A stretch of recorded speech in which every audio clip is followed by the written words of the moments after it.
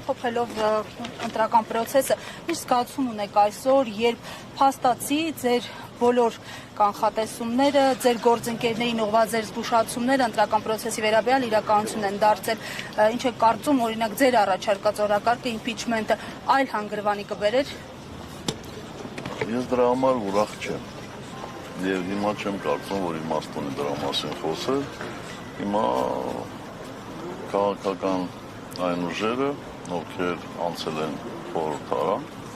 այսինքն ում սատարել է մեր ժողովուրդը չափով, նրանք պետք է որոշում կայացնեն եւ մենք բոլորս պետք է որոշմանը ենթարկվենք, մենք բոլորս պետք է այդ որոշումները իրականացնենք։ Ինչ հնարավորություն եք տեսնում այդ ուժերի համար, այս պահին, այս փուլում, այս համատեքստում։ Շատ տարբերակներ չկան, կամ մանդատները ստանում են գնում են խորհրդարան, կամ հրաժարվում են մանդատներից։